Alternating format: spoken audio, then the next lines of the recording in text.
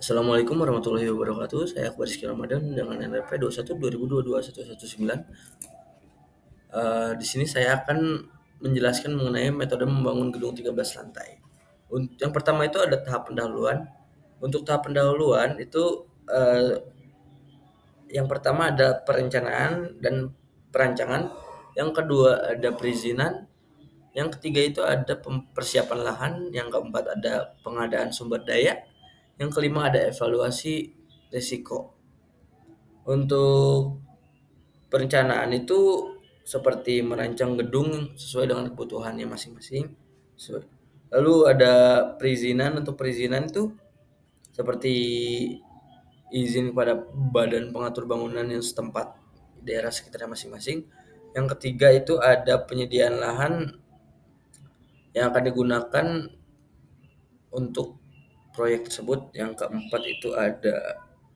keempat itu contohnya seperti mengamankan kontraktor, tenaga kerja, dan pasokan material yang diperlukan untuk konstruksi. Yang kelima itu ada evaluasi risiko, itu menganalisis potensi risiko yang mungkin terjadi. Lalu ada tahap persiapan. Yang pertama itu ada studi kelayakan, contohnya mengidentifikasi ruang dan fungsi bangunan. Yang kedua itu ada perencanaan awal. Ini tuh contohnya izin dari badan-badan pemerintah setempat. Yang ketiga itu ada perencanaan teknis. Ini tuh seperti gambar-gambar kerja. Yang keempat itu ada pengadaan kontrak, yaitu mengadakan kontrak dengan kontraktor, proses tender untuk memilih kontraktor. Yang kelima itu ada persiapan lahan, memastikan lahan bebas dari masalah hukum. Yang keenam itu ada mobilisasi untuk zoning itu biasanya untuk penempatan besi dan fasilitas-fasilitas seperti toilet dan musola untuk eh, pegawai proyek tersebut. Lalu ada konstruksi fondasi. Fondasi melakukan penggalian dan pemadatan tanah sesuai dengan desain fondasi. Begitu.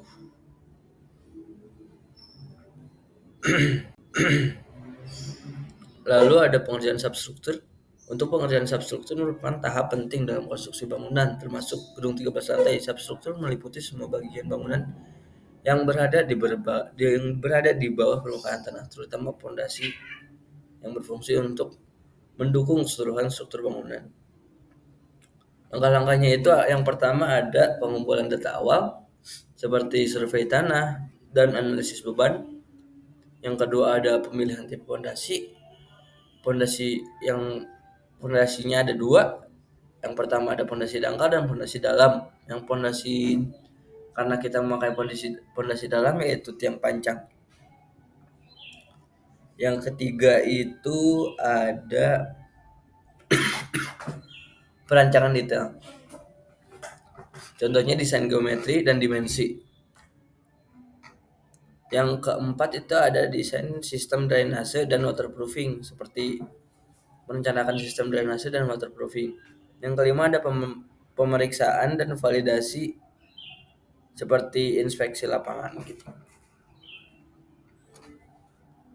Lalu eh, lanjut ke pengerjaan upper struktur. Untuk pengerjaan upper struktur ini memiliki tahapan-tahapan yang penting juga.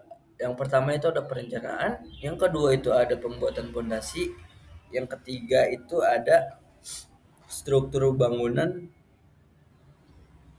yang keempat itu ada pemasangan lantai, yang kelima itu pemasangan dinding dan penutup, yang keenam itu ada instalasi utilitas, yang kedelapan itu ada penyelesaian interior.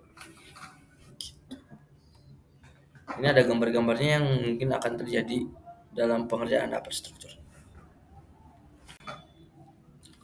Lalu di pengerjaan upper struktur ini juga ada pengerjaan atap. Karena di kasus saya menggunakan atap yang datar, jadi saya akan menjelaskan apa itu atap datar dulu. Atap datar adalah jenis atap yang memiliki kemiringan yang sangat rendah atau bahkan tidak memiliki kemiringan sama sekali umumnya digunakan pada bangunan komersial atau industri, meskipun juga dapat ditemui bangunan rumah modern. Kelebihannya termasuk ruang tambahan untuk keperluan seperti tempat duduk atau kebun atap dan gondola, meskipun perawatan dan drainase yang baik sangat penting untuk mencegah masalah seperti genangan air. Lalu ada tahap finishing. Untuk tahap finishing, saya memakai curtain wall. Jadi curtain wall adalah sistem sistem eksterior bangunan non-struktural yang terdiri dari panel-panel transparan, semi-transparan, atau non-transparan yang dipasang secara bersamaan di rangka eksternal bangunan. Sistem curtain wall ini tidak mengandung beban struktural bangunan, melainkan hanya berfungsi sebagai pelindung eksternal dan sebagai elemen estetika saja. Lalu ada utilitas. Untuk utilitas pada gedung 13 lantai ini biasanya ada utilitas listrik, ada air bersih, pemadam api, ventilasi,